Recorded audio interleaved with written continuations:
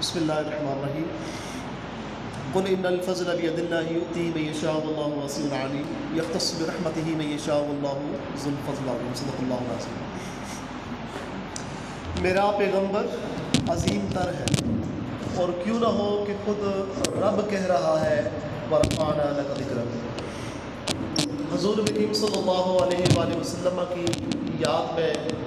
اس محفل کا انعقاد میں خراج تحسین پیش کرتا ہوں جناب سیشن جج صاحب کو، اور یہ جو مکمل ٹیم ہے بار اور بینچ کا ایک مضبوط تعلق بھی دکھا رہی ہے، جو اسٹیج پہ ہمارے تمام مشران بیٹھے ہوئے،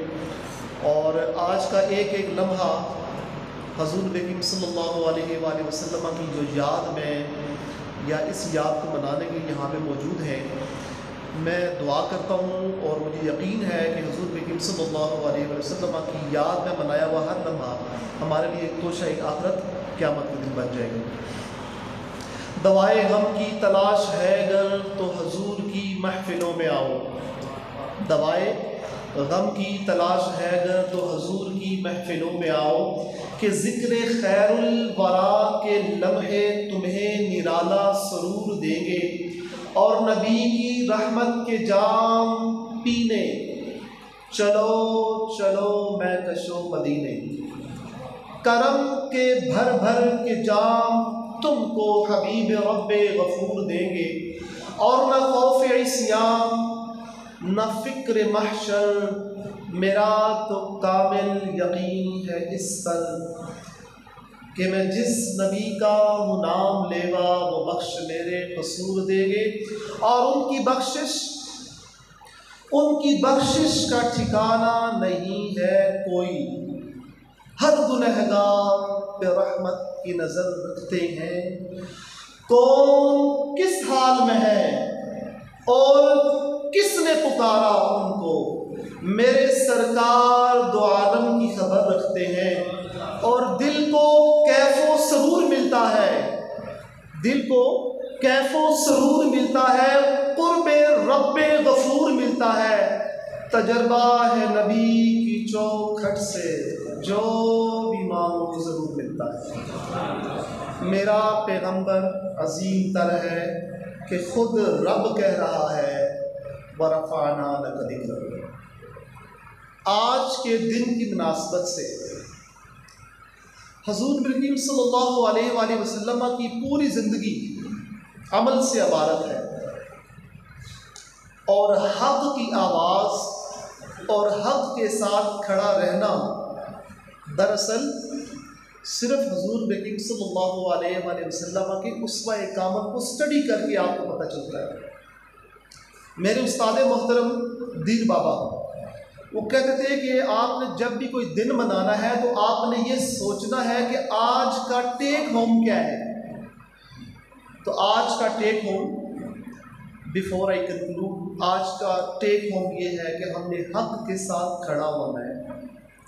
رائٹ کے ساتھ کھڑا ہونا ہے، رانگ سے اپنے آپ کو دور کرنا ہے۔ اور وہ کیسے ہوگا؟ حدیث مبارکہ کا مفہوم پیش کر رہا ہوں کہ ایمان کی سخت ترین جو کیفیت ہے اور اچھی اور مضبوط ایمان یہ ہے کہ آپ برائی کو دیکھیں تو اس کو اپنے ہاتھ سے روک لیں، اگر وہ نہیں ہے تو اپنی زبان سے اس کا اظہار کریں، کیونکہ کم ایمان کی وہ طاقت سمجھے،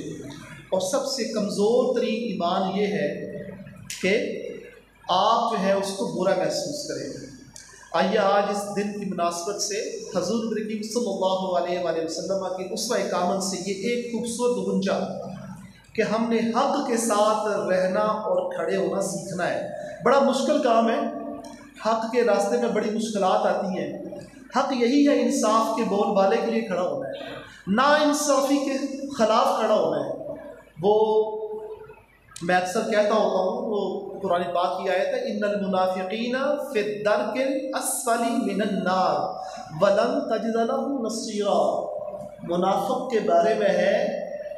کہ بے شک منافقین جو ہیں وہ جہنم کے گہرے ترین گڑھوں میں سے ایک گڑھا ہے اس میں ہوں گے،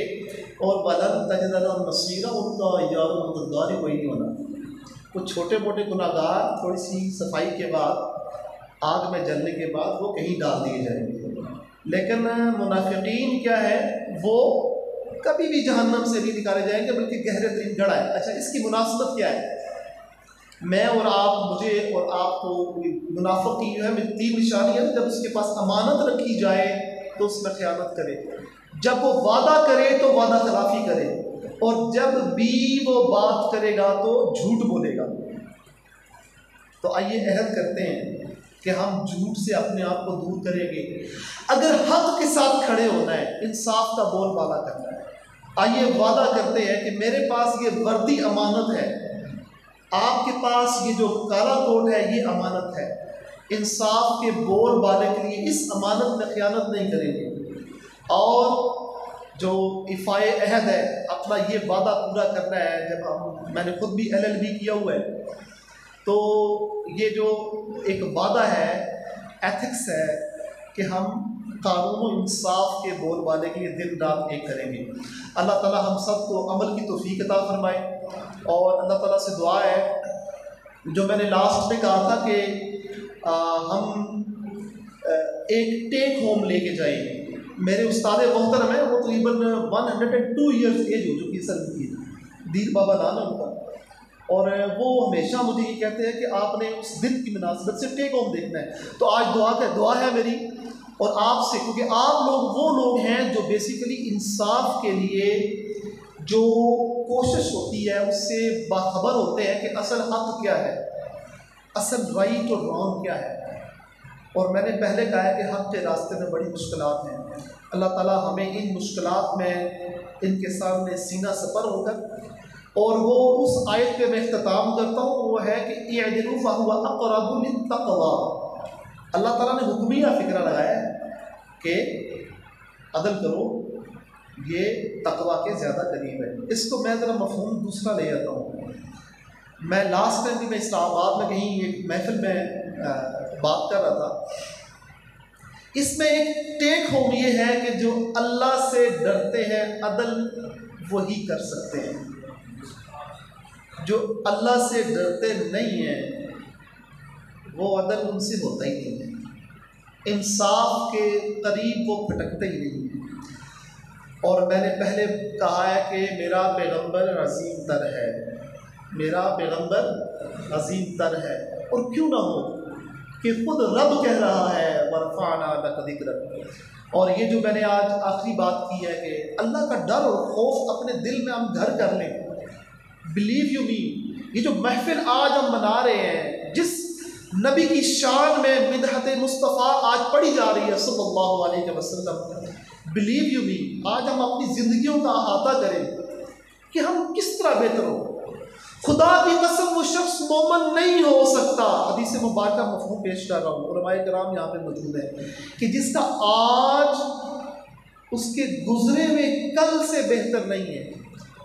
اکثر جو ہے یہاں پہ نوجوان جو ہے وکلاء موجود ہیں، اگر میں یہ سوچوں کہ میرا آج میرے گزرے ہوئے کل سے بہتر ہوگا، تو اگر میں نے کل 2 گناہ کیے ہیں تو آج کوشش کروں 1 گناہ، پھر 1 گناہ کیا ہے تو آج کا دن ہوگا کہ آج 0 گناہ ہو، پھر مقابلہ شروع ہو جائے گا، کل میں نے 3 نیکیاں کی ہیں تو آج بھی 4 کرنی ہیں، تو وہ معاشرہ بنے گا جو حضور کریم صلی اللہ علیہ وآلہ وسلم کے اسوہ کامل کے عین مطابق ہے۔ اور میں عموماً ٹیک ہوم لاسٹ ورڈز، میں طائف کے بازار کا عموماً ذکر کرتا ہوتا ہوں۔ آپ صلی اللہ علیہ وآلہ وسلم نے امپیشنس اور انٹالرنس کے بارے میں ایک بڑا جامع وہاں پہ نمونہ پیش کیا۔ اللہ تعالیٰ نے کہا حکم کرے نبی صلی اللہ علیہ وسلم یہ پہاڑوں میں ملا دیں، ان کو تباہ کر دیں۔ ہم جیسا کوئی ہوتا شاید تو ہم تو کہتے فوراً بدلہ ملے، فوراً جو ہے انٹالرنٹ اور امپیشنٹ ہو گئے، بھی تباہ و برباد ہو گئے۔ آپ صلی اللہ علیہ وآلہ وسلم نے وہاں پہ صبر اور برداشت کی سب سے اعلیٰ ترین مثال پیش کی، اور میرے خیال میں ان کی زندگی کا ہر لمحہ اس سے عبارت تھا، چاہے دشمن کو معاف کرنا ہو، اس کو سولیس دینا ہو۔